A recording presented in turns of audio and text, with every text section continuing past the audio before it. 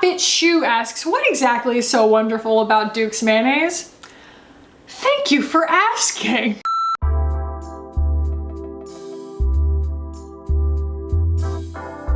What is up, guys? Welcome back. Yes, we're doing a Q&A today, and it's kind of because it's the beginning of the year, and kind of because I haven't done one since I was pregnant, and kind of because I probably have some new people, and I just like knowing what you guys want to know. So I asked you guys to ask me questions on my Instagram, and now I'm gonna answer them because that's how Q&As work. So let's go ahead and jump in. We're just gonna go from the top here. Anna Sophia Meyer asks, what did you do before starting your YouTube channel? That is a long story. I have been a hairdresser. I was a hairdresser for 8 years. I used to be a managing editor for a women's interest blog. I was most recently a marketing manager for like paid search specifically. And that is still what I do a few hours a week for one client. I still do a little bit of ad management through like Google Ads. So when you see the ads on Google that are exactly what you happen to be looking for, that's my job, is to make them exactly what you thought you were looking for. And before that, I got my degree in studio art. And so it's like studio art, marketing, editorial, and hairdresser. Like, you kind of see how I arrived at being a YouTuber. I never would have thought that a career could be made from those things, but apparently it can. Roseanne CA asks, thoughts on Sephora's plan to win back shoppers with more Black brands article? I glanced at your question before I turned my camera onto film so that I could go and read the article. So basically Sephora is doing all this stuff, basically trying to lead the industry in trying not to be what they've been in the past, and maybe not trying to get like out of the glossed, you know, where people boycott them, which apparently has already been happening. Black shoppers have felt discriminated against, treated differently, treated like there had to be extra security on them because there was assumptions that they would steal or that they couldn't afford the products and things like that. And I have also heard from viewers, I will not name any names, about kind of the intercompany discrimination based on not just race, but also like gender identity and things like that. And the way that they put it in the article, not as an excuse, but as a very, very logical thing that is happening, is that people bring their biases to work, and that you're interacting with a whole lot of people, and that those things tend to manifest in those spaces, just like we talked about at Glossier. Again, not an excuse, just an explanation, and those things need to be questioned and talked about and fixed. And that's what they're aiming to do. And I think that they are doing a good thing. I don't think it is completely performative, although of course they're trying to get more money in the door, but that is what businesses do. There is no ethical consumption in capitalism. That's what everybody keeps leaving in my comments. It's like a Karl Marx quote, just basically like you're kind of always exploiting somebody because you're technically trying to get more money than the next guy. But regardless, I do hear myself as soon as I say something like people bring their biases to work, and it automatically sounds like an excuse, and that's because it's something that's been so accepted as the norm, and it shouldn't be. And they are talking about the fact that they're addressing it at both levels, both from an employee education and training standpoint, but also from a leadership standpoint. And I hope that that means hiring more Black people and people of color into leadership, and also hiring them into more of their stores and listening to them and things like that. Because yes, you could argue Sephora just wants our money, like I said, but on the other hand, when we're talking about completely practical circumstances, Sephora's not going anywhere. The fact that they're choosing to make a big stink about the fact that they're doing the right thing means that they understand their place in the industry and the fact that they have the power to set the tone. And I hope that they follow through with it. I hope that there are positive things that come from it, not just from the feelings that their employees get, but also they say they're actually going to terminate people for like racial discrimination. And I'm just like, I will believe it when I see it, because the stuff that I have heard from people who have worked there, it's going to be a little harder to untangle than that. But yeah, I definitely want to believe, and I hope that other brands, big brands, you know, see it as an example, as an exemplar, and that it also can develop some kind of curriculum that people can adapt. That's kind of what we talked about with like animal testing in China and stuff, that like it's gonna need to take a Unilever or something like that to start the process and establish a process that other people can follow. I think that that's half the battle, is establishing a process that's different from the status quo. And hopefully that's what will at least get accomplished here. And I'll link that article below. below. It's a very good read. Becca Decca asks, how did you organize your Alex drawers? So I put that on my vlog channel. My vlog channel is linked on my front page. I have not updated it in a very long time because I do not have a nanny anymore. I don't have very much free time anymore between editing and taking care of my baby. And the thing that fell off was my vlogs. And so there hasn't been a vlog on there in a while, but the last vlog on there, organizing my beauty room, I show you guys my Alex drawers. Kristen Karamanica. When did Botox become a part of your beauty routine and how often do you get it? It became a part of my beauty routine when I was 31 and I was getting ready to get married, and I was so ashamed of it. I made an appointment on my 30th birthday to get Botox and I chickened out. And I finally did it when I was about to get married, and I kept it a secret from my husband for a year. I was so worried about what people were going to think of me, and just like Brene Brown says, the biggest thing that shame thrives on is being stuck in the dark. You know, shame really thrives in the dark, and the best thing that you can do is put it in the light and all of its power goes away. And so I just told my husband, hey, I'm spending exorbitant amounts of money on this stupid thing, and it makes me feel a lot better about myself. And he's like, okay, it's your money. And it also made my wedding pictures look really nice, and I also just really liked the way that my forehead looked smooth, and so I have maintained it. It technically wears off every 3 months or so, but I get it done about every 6 months just because I don't mind my forehead moving a little bit. I didn't do it at all, obviously, while I was pregnant. You can't while you're pregnant, obviously. And so like I got used to my face looking like that and bending and stuff. And it's not something where I'm just like, oh my God, people are gonna know I'm aging. It's just, I just kind of like how it looks, you know? And it became something that once I pulled it out of the shame and into the light, it became something that I just feel okay talking about. Claire S. Munoz asks, are you planning to launch more merch? Love the Fjord sweaters. There's a part of me that doesn't want to exploit you guys. I don't want to be coming out with merch all the time because I know that there are a lot of people who watch my channel who feel like you would do anything to support me. And I don't ever want to abuse that relationship. And so I will take any requests and things like that for different merch, but I A, don't want anybody to buy something that they can't afford or aren't in a place where they can buy it. And B, I want you guys to, you know, only own things that you're actually going to use. And so, yeah, I am always churning on these things. You guys know, I have a degree in art, and I do all of my, I mean, granted, those just say Fjords on them, but like the big logo on the back and everything, I've designed all that stuff. I don't have to hire a designer. I know what I'm doing to that extent. And I have definitely thought, as soon as I put the Fjord sweatshirts out, and the crew necks were a request, by the way. That was somebody who's like, can you please do crew necks? If they're a request, it's very easy for me to do it. It costs me $0 to put out new merch, okay? Because it's all through Teespring. If you have requests, let me know. I will absolutely do it. But one thing that I definitely, the next thing that I want to do, and it'll probably be like a spring summer thing because it'll be appropriate, I want to do a Fjorda sweatshirt or a Fjorda shirt of some kind, because I just think it's really, like, I named my Finding Ferdinand palette Fjorda because fjords, but also I'm from Florida, so. Ari Nick asks, did you buy the Snoo or rent? Any experience with renting Snoo from other friends, family, etc.? Okay. So, if you don't follow my stories really closely, and if you don't care about baby things, then you've probably never heard of a Snoo, and I'll put a timestamp if you want to zoom past the baby talk. But I heard Raw Beauty Christie talk about this recently because she also has the Snoo, and what she said was that they're trying to get it FDA approved so that insurance will cover it because it is very expensive. But I also would like to read you a testimonial from a friend of mine who did not buy the Snoo, and she was very, very honest about it. Hang on. She said, I couldn't justify the price point when my son was born, but then literally ended up spending money on a fancy crib, 2 bedside bassinets, 2 sleeping swings, and a Snuggle Me Organic, all of which he barely or never used, and was double and more the price of the Snoo. So lesson learned. So what is the Snoo? It is a smart bassinet. It is this cool thing that was invented by Harvey Karp. Harvey Karp wrote The Happiest Baby on the Block. It's a book about how to calm your baby in the 4th trimester. The 4th trimester is the first 3 months after you give birth. In my case, it was the first 4 months because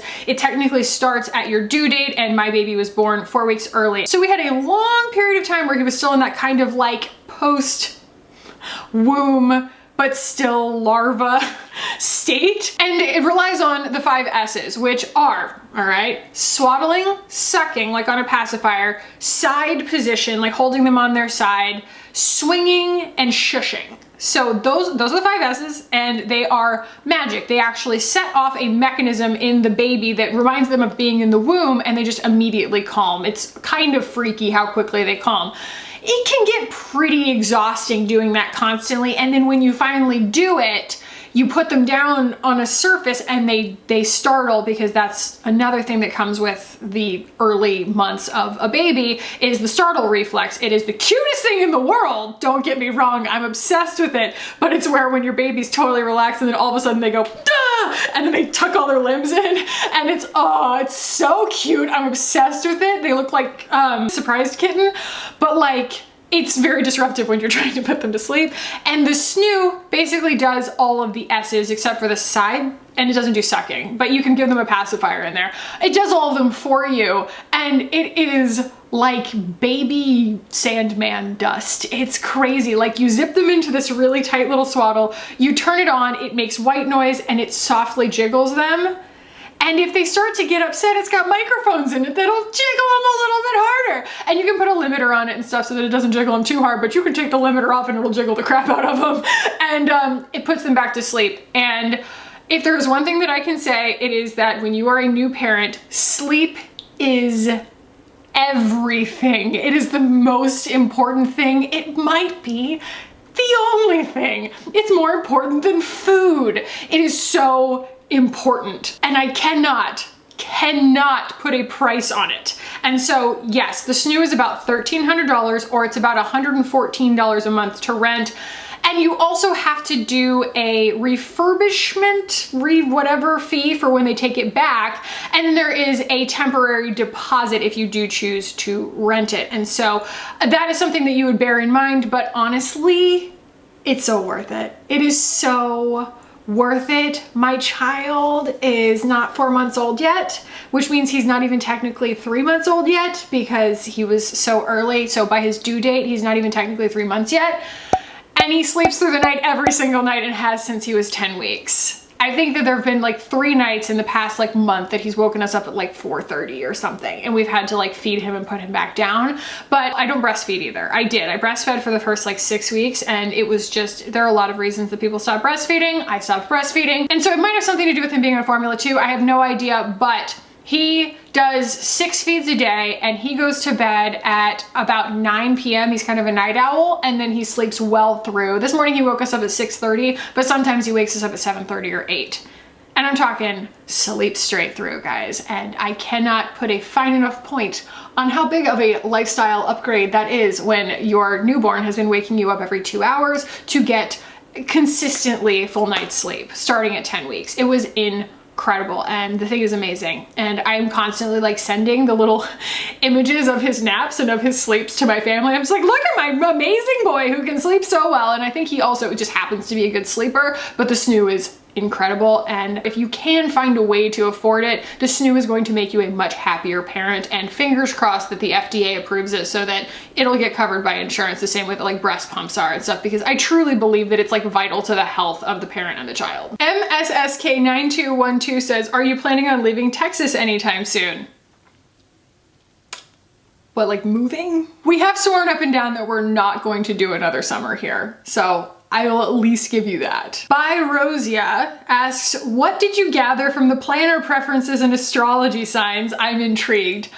Okay, so I found actually that the planner versus, okay, I put this up on my stories. Basically I said, are you a planner person or not? Do you think that they're vital, or do you think that they're fussy? And then after that, I put a couple of cards that said, if you think they're fussy, what's your sign? If you think they're vital, what's your sign?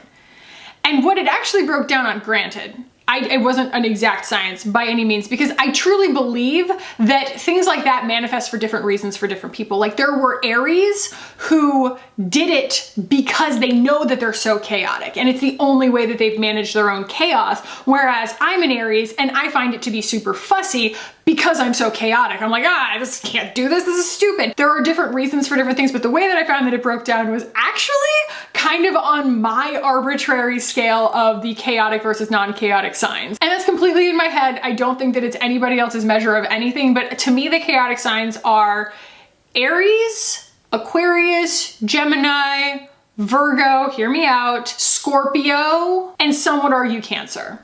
Okay, I would say that those are the chaotic signs. And then there are the organized type A kind of signs like Capricorn, Taurus, Sagittarius, Libra, Pisces. Who have I left on the table? I am so sorry. Leo. Sorry, Leo. Yeah. Oh, Leo's kind of in the disputed territory between chaotic and non-chaotic. I could see it manifesting either way. So yeah, that's why I forgot you guys, because you're not really that like clearly in one camp or the other. But it did seem to fall down more on those lines than on like an earth sign versus like an air sign thing. It's pretty cool, actually. I love little experiments like that. Janae says, what's the transition been like going back to work, working from home, and taking care of Simon? Any tips? Yeah. Okay, so first and foremost, I film on weekends when my husband can take care of the baby. And so I used to try and film when he was taking naps, and I found that my quality and my presence on camera was sometimes compromised by the fact that I felt like I was in a hurry. And I now have just come to an agreement with my husband that's like, okay, I need X amount of time on the weekends to go ahead and get these videos filmed with my full attention. And then during the week, editing's not hard because I can do that with a baby on my lap. I can pay attention to him or I can do that while he's napping, and I can stop when he wakes back up, kind of thing. And actually, I used to be able to do it while he was sitting on me because he was just kind of a blob. Now he's so much more interactive that I really only work while he's napping. But fortunately, his naps have become so much more consistent. He really is starting to stick to more of a cycle. Granted, we're in a bit of a leap right now, but typically it is like a wake up, eat, change him, play with him, and then he crashes out after about an hour and 15 minutes. And then he goes to sleep for anywhere from 30 minutes to, I mean, one day it was 4 hours, it was wild, but it's usually between 30 minutes and like an hour and 15. That's about where he averages. And that gives me a good chunk to get some stuff done. You know, sometimes it's waking up and putting my clothes on and putting my makeup on and stuff like that. Other times of the day, it is feeding myself, but a lot of times it's also, I can just pick right back up where I started. I do have, like I said, one marketing client that I work for. And so they know that I have a baby. So if my baby's like making noise on a call or something, they're not like, how unprofessional. But the rest of it I can do that's just me and a computer. And it's so much easier that way. And I also feel like the quality of my content is so much better because I know I have this block of time set aside on the weekends for me to film, and it gives me the whole week to formulate the ideas. And also it helps me be 100% present with Simon when he is awake because he's just so gosh darn cute. I don't want to miss a moment of it, you know? So I consider myself extremely fortunate. And if you're like, gosh, Kackie, that sucks, you work on the weekends.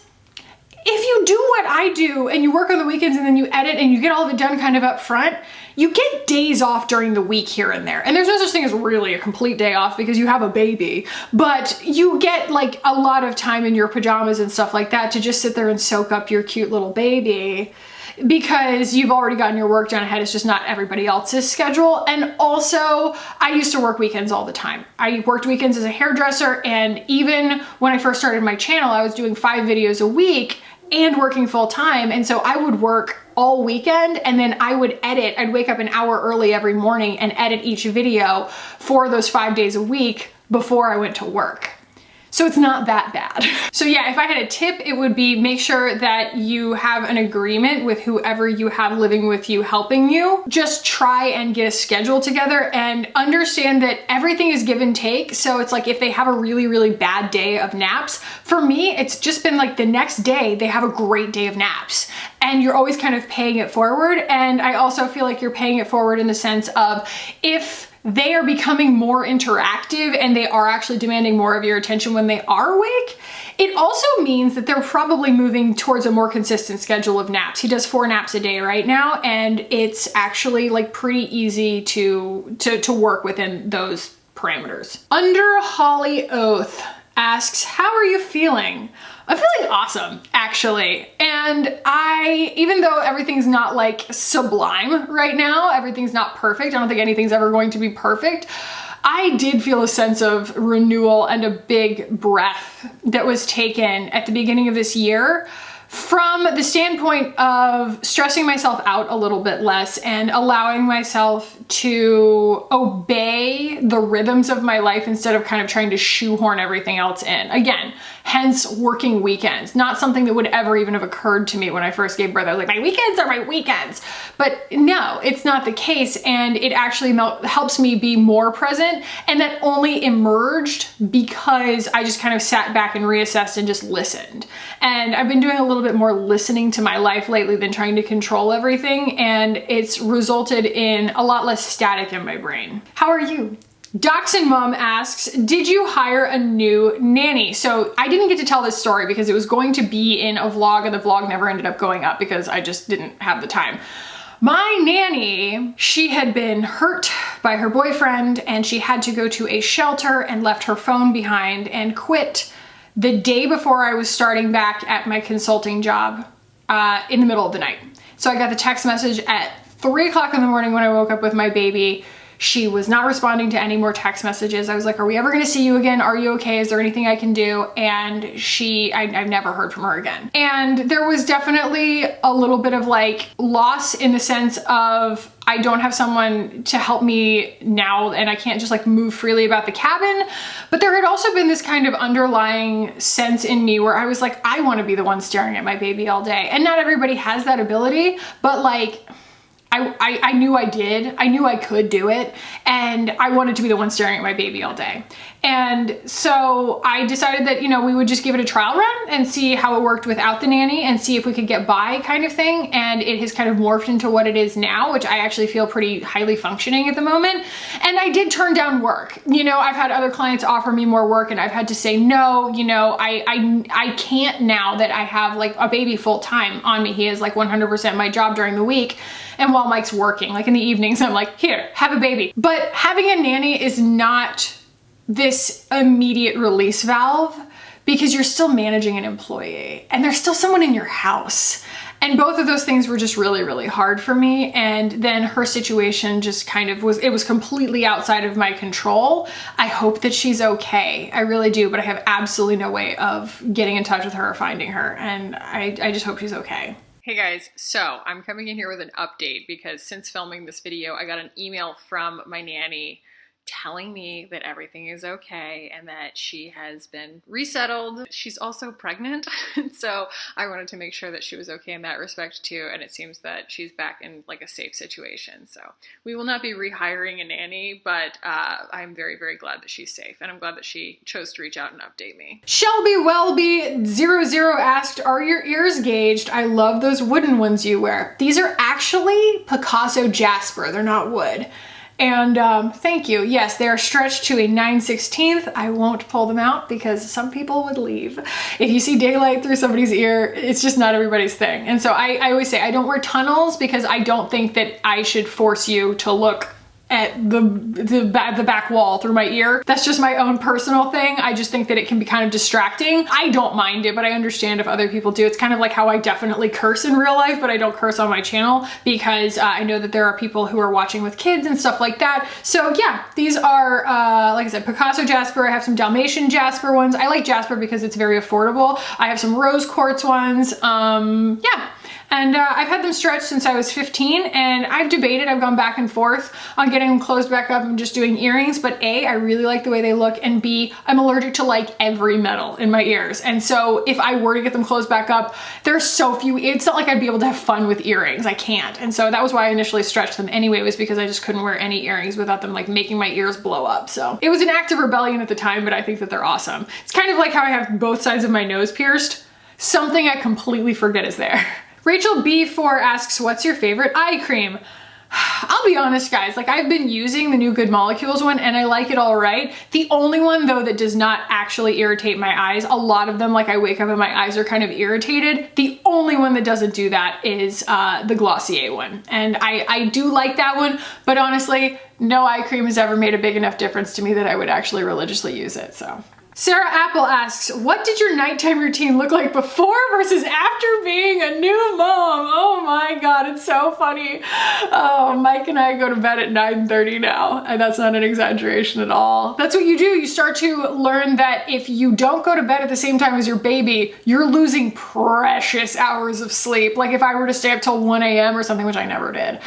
But if I were to do that, I would just know that I was losing, what would that be? Like 4 hours of my baby sleeping that I could have been sleeping. And boy, would I curse myself the next day. Ain't nothing better than a good night's sleep, guys. Sleep and hydration are my two favorite things in the whole world right now. So yeah, I did. I used to stay up till probably like 11 every night. And now I go to bed pretty religiously between 9:30 and 10. Hazel Grace asks, what are the reasons why you are choosing not to show Simon's face? Safety? Yeah, it's partially safety because, I don't know, the nurses totally freaked me out in the hospital about all these alarms that they put on your baby because they're like, people steal babies. And I'm like, people steal babies? They're like, people steal babies. And so there is that, but also I am not exaggerating when I say this child is beautiful. It is so hard for me to not share him because he's breathtaking. I think I know, I'm always going to think that about my baby, although I have several friends who have told me, they're like, I know my kid is cute now, but he was not a cute baby kind of thing. But I feel absolutely no qualms in saying he's a particularly cute child, and I just kind of want to keep him for myself right now. Mike and I talk about it all the time. I'm like, I would love to have other people be able to appreciate him, but like, I feel like I'm not a good enough photographer to do justice to that face. He's just,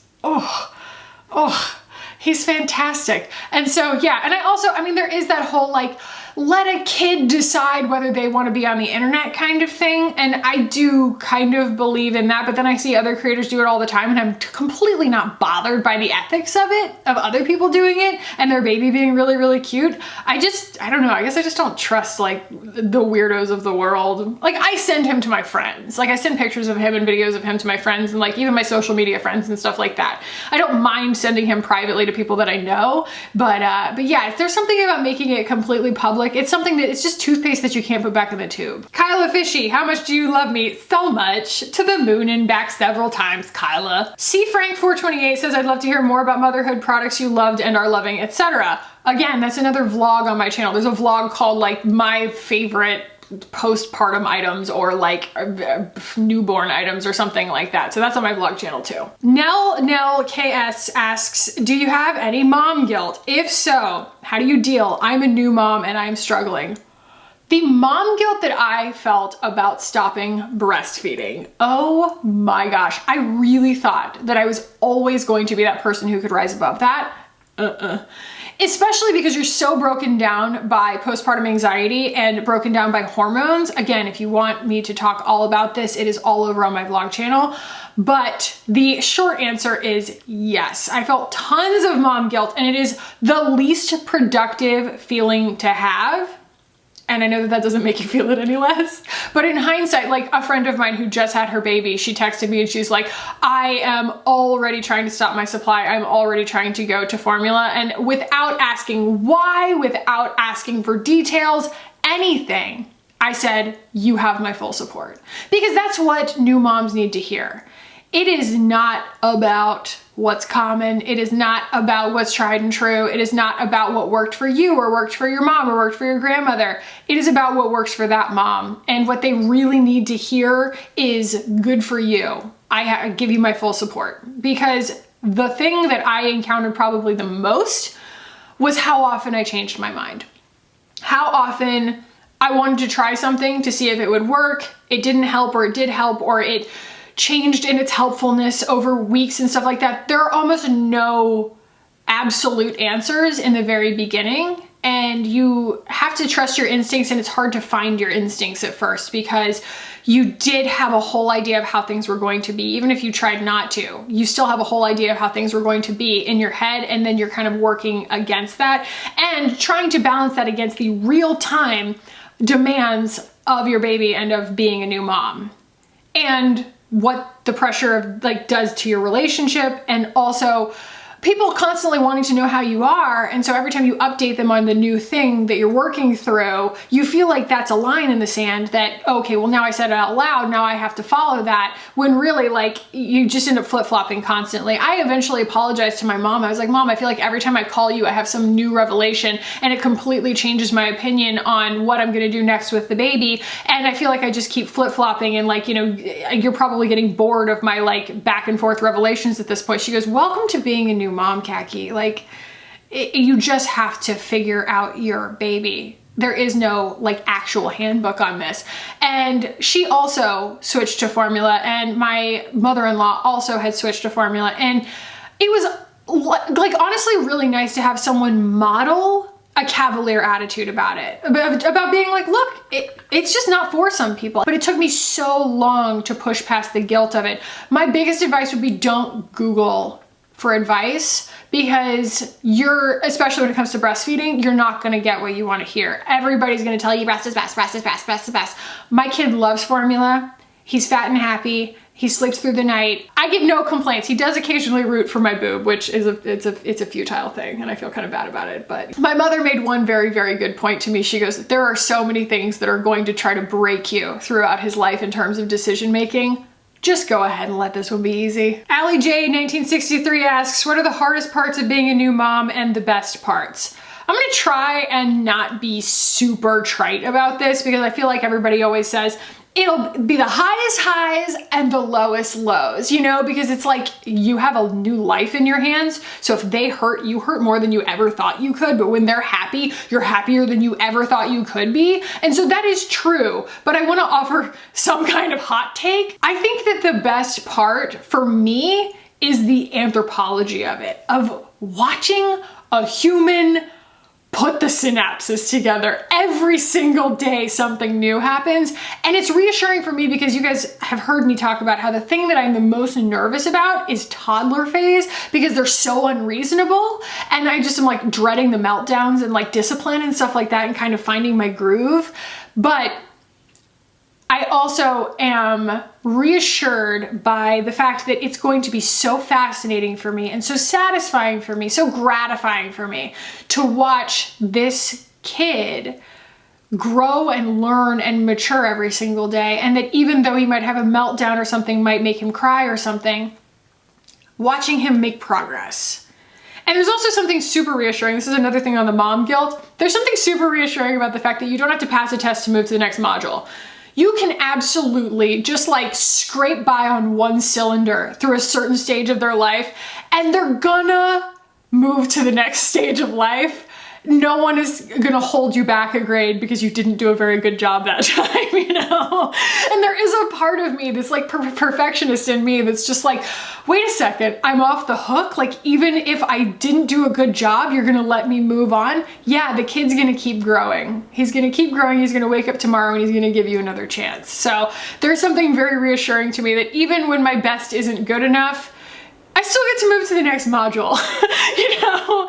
So I would say that those are like the best parts about it. Like the best part is just sitting there and like being like, oh my gosh, this little thing is going to just keep changing. He's just gonna keep growing. He's just gonna keep maturing, and I get to foster that, and I get to watch it and appreciate it. And he's already my friend. Like, it's just very, very cool. And you know, the worst part is constantly butting up against like the old muscle memory of how things used to be.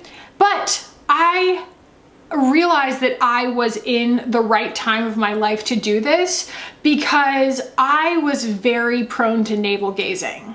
I was getting to a point in my life where I was kind of like circling back on myself all the time, journaling too much. I know it's a thing. And constantly keeping such a close watch on my own mental health and my own feelings, and gauging my own, like, I don't know, my own personal weather on a daily basis, moment to moment basis. And it came out of learning how to deal with anxiety and depression and stuff like that. But I realized that like, it does hit a point where it just becomes self-flagellating, you know, and you do start just kind of like thinking too much about yourself and about all of the things that are affecting you. And you're the only person in your life. There's no other way to put it. And so I was able to remove that honestly unproductive and sometimes like detrimental level of navel gazing from my life and filling it with something that's actually doing something productive for me. And that is fostering the growth of a human. And to me, that is so much more satisfying to my need to be busy self than constantly taking my own temperature thing. Yapit Shoe asks, what exactly is so wonderful about Duke's mayonnaise? Thank you for asking. If you follow my stories, you'll know there is a certain discipleship that has happened. I mean, it's definitely not exclusive to me. Duke's mayonnaise is a very special thing. It is a religion to some of us in the South because Southern salads are a thing. The way that the Midwest has like scary casseroles, we have sometimes scary Southern salads, but some of them are fantastic, just like some of the Midwestern casseroles are fantastic. So we have things like pimento cheese, coleslaw. I know coleslaw is everywhere, but ours is specific. We have, oh God, a blessed thing called an open-faced tomato sandwich. We have, and these aren't only exclusive to the South, but you get exposed to them when you're in the South. Chicken salad, just really lovely, serve them at a picnic, bring them in a Pyrex kind of things. And the one thing that they all have in common is they have to have the right mayonnaise in them. And when I say the right mayonnaise, I mean, do not give me Miracle Whip. I do not want sugar in my mayonnaise. No, no, no, not even Hellmann's. No, you heard me right, not even Hellmann's. It is about the rich creaminess. It has to do also with the consistency of it not being soupy in the least. It has its own constitution to it. You know, it has a really, really good firm texture. It's quite viscous, so it holds its own and it thickens things. And also it is super tart and vinegary and has zero sugar. And that is why Duke's mayonnaise is so amazing. And some of my fellow disciples are Amanda Z, big fan. She has told me about the Maryland way of having a tomato sandwich, which is to add Old Bay seasoning to it, which, oh my God, I need to try. And then Lona, one of my viewers who has become a friend of mine, has become also a lover of Duke's mayonnaise. She actually posted a picture where she had ordered in bulk off of Amazon, which it really, that's when you know that you've like hit prime time with Duke's, is when you're just like, no, I need to never run out of this. And then Buffalo Beauty Boy, my friend Ted McKnight, he also found some at his local Walmart in Buffalo, and he was very, very excited about that. Duke's is important. It just is. It's a Southern thing. And if you like mayonnaise at all, you will love Duke's mayonnaise. But I have also made people into mayonnaise lovers who thought they hated mayonnaise when really they just hated bad mayonnaise. They just hated Miracle Whip, and Miracle Whip doesn't even actually technically claim to be mayonnaise. It's technically a salad dressing, but even Kraft, you know, it's okay, but it ain't Duke's. Just try it. You'll understand. Sydney Norville asks, how did you and your hubby meet? He was my boss at my first real marketing job. We worked at an agency together, and at first I thought he hated me. And I asked to be on a specific account that was new at the company, and I did it because it was very exciting. I just thought it was a cool account, and so I requested to be on it when I had first started at the company, not realizing he was the owner of that account and he was the account manager. And so I was trained by him. And we work absolutely awfully together. He has ADHD and I do not. And his brain just works in a completely different way than mine does. And so the way that he taught also did not follow the same patterns in my brain. And so we made very incompatible student and mentee as that part of the relationship. But we were very compatible in other ways. And we just felt this like instant energy, I guess, when we were together. And I was also in a relationship at the time. So you have to have a pretty strong energy to override something like that. I had been in a relationship for 3 years when we met, and I just had to do an assessment of the fact that I didn't feel like my relationship was going anywhere, and I knew that he didn't want to get married. I knew he didn't want to have kids. We didn't really want the same things, and I just made a judgment call. I never cheated or anything like that, but I was like, look, I now realize what it is like to be truly chemically attracted to somebody, and I want to see where this goes. And I was very, very upfront in the beginning. I was like, look, I don't need another notch on my bedpost. Like, are you serious about being in a relationship with me? Because I'm about to burn my life down. And he was like, I'm very serious about being in a relationship with you. And even like the first of my birthdays that we were together, he was already talking about marriage and things like that. So yes, it took us 6 years to get married. Took us 5 years to get engaged, 6 years to get married. But we always knew that that was where we were headed. And we've really grown together and matured together. And yeah, we met when I was 25 and he was 26, I want to say. And now I am almost 34 and he will be 35 next month. So yeah, we met in an unlikely way because we initially didn't get along at all, and I thought that he really didn't like me, but turns out he liked me a whole lot. Elizabeth Helton asks, what has been your most #real life mom moment? We had a really big scare, and again, this was something that I didn't have the time to share on my vlog channel because I just didn't have the bandwidth, but I will share it now. We went to our pediatrician and she did his 2-month checkup. So this has been a while ago. And she was concerned that his soft spot on the top of his head was closing too quickly. If it's closing on the back too quickly, a lot of times they will put them in that cute little helmet and make sure that their skull doesn't get flat on the back or whatever. But on the top, it can cause something that I can't even pronounce. It's a super long word and it can make their face malform. And I've already talked about how perfect my child's face is. And so this was very horrifying to me. And so it can make their, basically like the top of their head close and then everything else kind of grow, and their brain can't grow big enough. And it's super, super scary. And so in this supposed to be just a checkup appointment, she told us that we needed to go get x-rays. It was freezing cold. I had a sobbing baby and they made me go and take him for x-rays. And then we had to go and see a specialist being a pediatric neurosurgeon later on that week and get a bunch of imaging done. We thought we were getting imaging done. And so for about a week, like 4 or 5 days, we thought that someone was going to cut our perfect baby's head open. We thought we were going to have to go into cranial surgery, skull surgery with my beautiful, perfect child. And it is something that is an incredibly effective surgery. So if kids do need it, it is safer, much safer statistically to get the operation than to not get the operation. And it has made many, many children who have this problem live perfectly normal lives afterwards. It is a virtually life-saving and definitely a quality of life-saving surgery.